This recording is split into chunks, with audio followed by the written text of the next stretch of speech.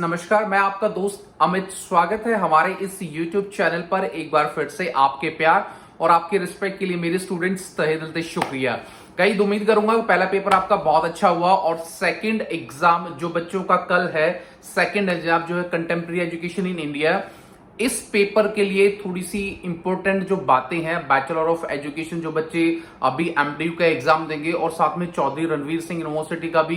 2-4 दिन बाद ये वाला एग्जाम है, तो इसी बात का हम लोग इसी वीडियो में अपना डिस्कस करेंगे ताकि कुछ इंपॉर्टेंट बातें इस पेपर से रिलेटेड मैं आपको बता सकूं। गाइस देखिए, सबसे पहले जो सेकंड एग्जाम है आपका,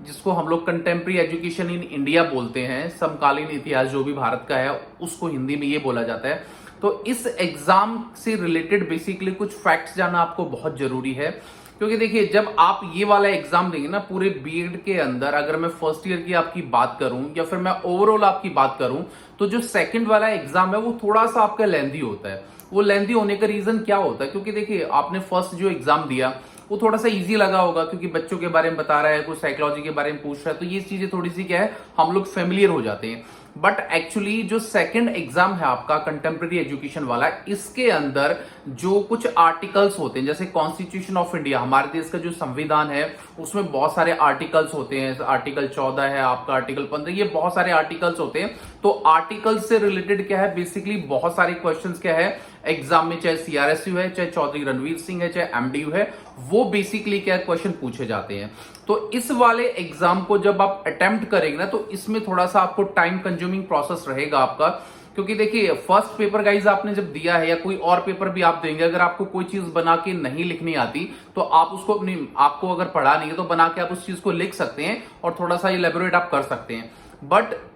इस वाले एग्जाम के अंदर बेसिकली आपको टू द पॉइंट चीजें ज्यादा मेंशन करनी होती है। देखिए, क्योंकि जितने भी हमारे जो कॉन्स्टिट्यूशन ऑफ इंडिया के जो आर्टिकल्स हैं, तो आर्टिकल्स को तो हम लोग छेड़खानी नहीं कर सकते, तो वहां पर हमको वही चीज इसमें मेंशन करनी होती है जो आर्टिकल में एज ए लैंग्वेज दी जाती है। तो इसीलिए ये वाला जो एग्जाम है, बच्चों को ये वाली बुक भी थोड़ी सी मुश्किल लगती है और बच्चों को ये वाला एग्जाम जो है, ज्यादा की फीडबैक हम लोग बच्चों से लेते हैं कि ये वाला जो एग्जाम है बच्चों को थोड़ा सा मुश्किल लगता है। तो इस पेपर को थोड़ा सा इजी करने के लिए तो सबसे पहले जितने भी आपके आर्टिकल्स हैं कॉन्स्टिट्यूशन के हिसाब से जो आपकी बुक में दिए गए हैं, तो आर्टिकल से रिलेटेड आपको मैक्सिमम अपने पॉइंट्स को क्लियर करना है, क्योंकि आर्टिकल से रिलेटेड आपके जो क्वेश्चन है वो बहुत ज्यादा गाइज आपके एग्जाम में आते हैं, जो आपको क्लियर होने चाहिए। अब आप ये बोलोगे जो आर्टिकल है सर, उनकी जो लैंग्वेज है वो थोड़ी सी डिफिकल्ट सी है। गाइस देखिए, लैंग्वेज टिपिकल और थोड़ा डिफिकल्ट होने का रीजन क्या होता है, क्योंकि देखिए जब हमारे देश का जो कॉन्स्टिट्यूशन संविधान बना था तो उस चीजों को एक टेक्निकल तरीके से मैनेज किया गया था, टेक्निकल तरीके से वो चीजें रिटर्न की गई थी।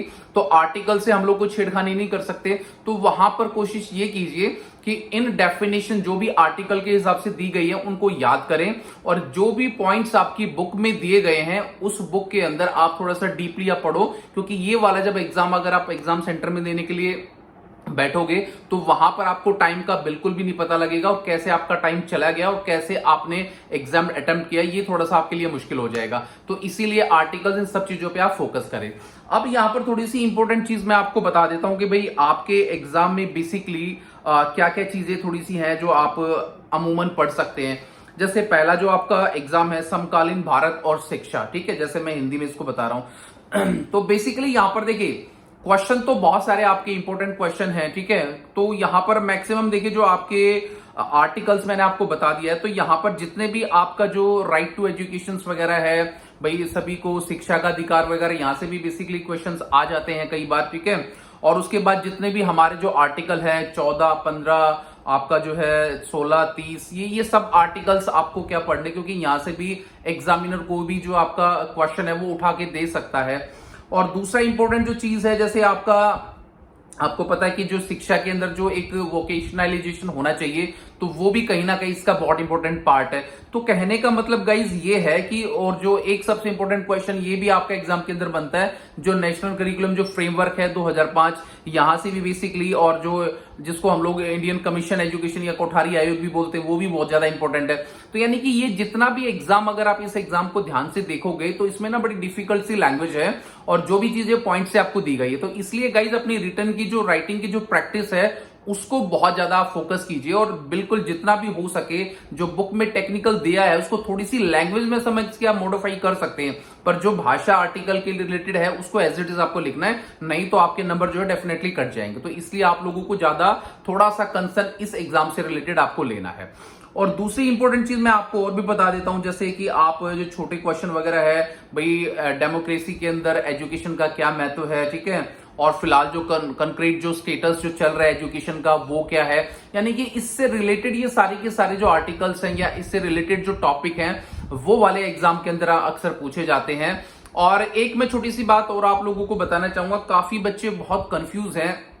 और काफी मेरे पास कमेंट्स भी आ रहे हैं कि सर हमें ना एमडीयू का पैटर्न समझ नहीं आ रहा। देखिए यार, इसमें ना थोड़ी सी एमडीयू यूनिवर्सिटी की बहुत बड़ी गलती है। जब स्टार्टिंग में आप लोगों का जो एक नोटिफिकेशन निकाला था, जब आपकी डेट शीट, देखिए मैं दो चीजें आपको स्पष्ट करना चाहूंगा। आप अपनी डेट शीट को एक बार देखिए, जो डेट शीट आपकी उसके ऊपर आपने उन्होंने मेंशन किया है कि जो बीएड के स्टूडेंट है उनका पहला क्वेश्चन कंपलसरी है और बाकी किसी भी यूनिट से बच्चा कोई भी 4 क्वेश्चन कर सकता है। अब यहां पर बच्चे ये बोल रहे हैं कि सर जो हमारा क्वेश्चन पेपर है उसके अंदर तो लिखा हुआ है कि फर्स्ट क्वेश्चन आपका कंपलसरी है और बाकी 4 क्वेश्चन आपको हर यूनिट से एक एक करना है। तो यहां पर दोनों चीजें आपस में क्या क्लैश हो जाती हैं। गाइज मैं आपको बताना चाहूंगा, देखिए क्वेश्चंस पेपर काफी टाइम पहले आपके छप जाते हैं, पब्लिश हो जाते हैं, और जो नोटिफिकेशन आते हैं वो लेटर ऑन यूनिवर्सिटी लेती है। तो इसीलिए जो इन्विजिलेटर से जो लोग पूछ रहे हैं, वहां के सुपरिटेंडेंट से जो पूछ रहे हैं, उनको इतनी ज्यादा नॉलेज नहीं होती, क्योंकि वो भी कॉलेज के स्कूल के कोई वर्कर होते हैं जिनको सुपरिटेंडेंट या फिर जो एक इन्विजिलेटर बना दिया जाता है। आप यूनिवर्सिटी ने जो आपको डेट शीट आपकी दी थी उस पर मेंशन क्या किया था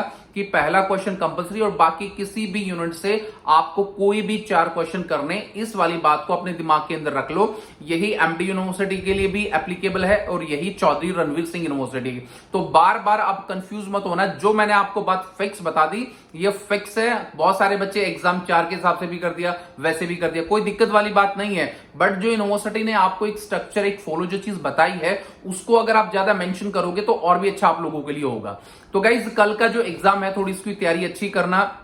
अमूमन जो रीअपीयरमेंट वगैरह है यूनिवर्सिटी बच्चों की इसी एग्जाम में देते हैं, क्योंकि बच्चे बहुत ज्यादा इसमें लिख नहीं पाते हैं और टाइम भी बच्चों को कम लग पाता है। तो इसीलिए इस एग्जाम की तैयारी अगर आपने ढंग से नहीं करी है तो टेक्निकल तरीके से इसकी तैयारी करें, ताकि बहुत अच्छा एग्जाम जो है आपका गए। और जितना भी टॉपिक आप लिखो उसको सिस्टमेटिक ढंग से और सीक्वेंस में पॉइंट्स बना के लिखो और हाईलाइट जरूर उसको करना, ताकि एग्जामिनर को दूर से ही आपके पॉइंट्स हाईलाइट होके दिखें। तो गाइज ये छोटी सी वीडियो थी ताकि कल जिन बच्चों का एग्जाम है पहले तो उनको ऑल द बेस्ट कल के लिए, ताकि एग्जाम आप लोगों का अच्छा हो। और वीडियो आपको कैसा लगा प्लीज इसके लिए लाइक शेयर एंड कमेंट, और मिलेंगे किसी नेक्स्ट वीडियो में। तो till then bye and take care guys, मुस्कुराते रहना। Thank you so much.